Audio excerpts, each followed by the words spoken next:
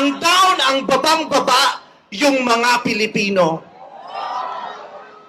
Kaya sa ngalan ng lahat ng mga kapwa ko artistang nasa entablado ngayon, pati na rin yung mga artistang nasa baba at nasa iba't ibang lugar na nakikisama sa amin, binabati po namin kayong lahat. Mabuhay kayo, mga kapwa namin Pilipinong nanakawan ng gobyerno. Mabuhay kayo.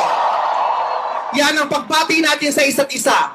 At para sa lahat naman ng mga politiko at bahagi na ng gobyerno na nagnakaw sa atin, nagnanakaw sa atin, mga nakatingin habang may nagnanakaw sa atin, mga kasama ng mga nagnanakaw sa atin, mga alam na may nagnanakaw pero hindi nagsasalita, mga kasama ng mga nagnanakaw, mga nagtatago ng magnanakaw, isa lang ang gusto namin sabihin sa inyong lahat. Patawad kay Father, pero putang ina ninyo! Puta-puta ng mga putang ina nyo! Katatapos lang ng misa, pero Panginoon, patawarin nyo kami, pero totoo yan. Ito ang wika ng lahat ng mga Pilipinong ninakawan. Putang ina nyo! Putang ina nyo! Putang ina nyo! Putang ina nyo! Putang ina nyo!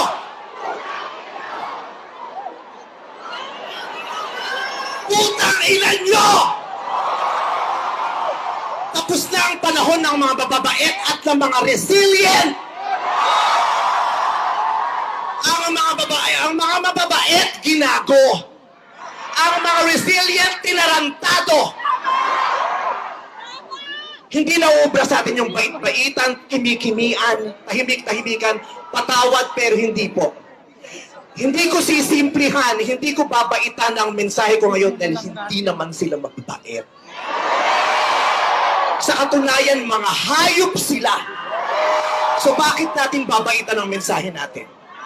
Hindi natin kakalmahan ang mga salita at kilos natin dahil deserve nila ang galit, ang pikon at poot ng mga nanakawang Pilipino. Hindi tayo pwedeng kumalma. Hindi pwedeng iiyak lang. Hindi pwedeng magtitiis lang, hindi tayo kakalma. Hindi ko kayang maging magalang sa kanila dahil mga bastos sila. Mga salaula sila at mga baboy sila. Hindi natin kayang maging mabait sa kanila dahil mga walang ya sila. Hindi pwede. Hindi pwede. Yung mabait ka lang, mabuting asal ka, hindi uubra sa kanila ang mabuting asal at mabait lang kasi nga mga demonyo sila. Kaya tama yan. Sumigaw lahat ng galit. Lahat ng galit na galit. Ang hindi matatapos ang galit bukas. Ang ipalalinig ang galit hanggang hindi makulong ang mga putang inang magnanakaw. Hindi tayong pwede magalit lang ngayon. Kailangan hanggang bukas, kailangan sa susunod na linggo, kailangan sa susunod na buwan, hanggang umabot ng ilang taon hanggat hindi sila nauubos. Walang mawawala sa atin kasi ubos na tayo.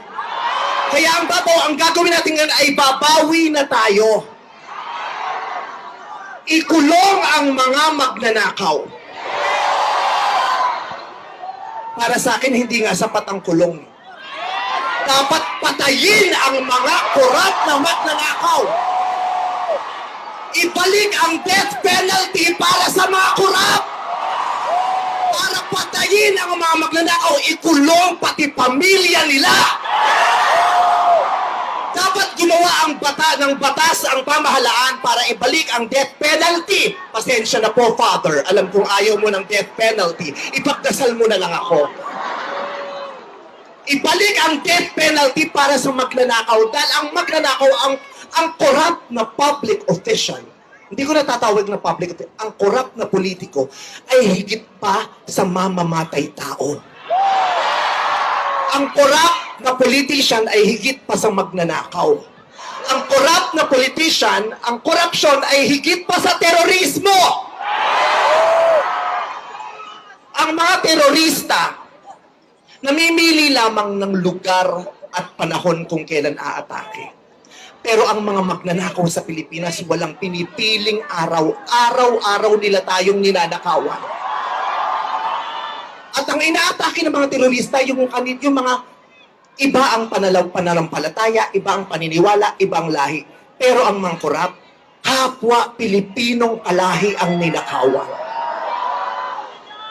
Kaya hindi tayo pwedeng sumuko lang ng ganito. Kaya hinahamon ka namin, Pangulong Bongbong Marcos, kung gusto mong magkaroon ng magandang legasiya, ang pangalan mo, ipakulong mo lahat ng magnanakaw. Nakatingin kami sa iyo, Pangulong Bongbong Marcos. At inaasahan ka namin, hindi dahil sa idol ka namin, kundi dahil sinaswelduhan ka namin at inaasahan namin na tutuparin mo ang inuutos naming mga employer mo. Kami ang nagpapasahod sa inyo, tapos na ang panahon na natatakot tayo sa gobyerno.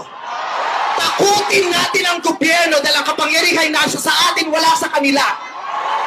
Nakatingin kami sa inyo. Ipakulong.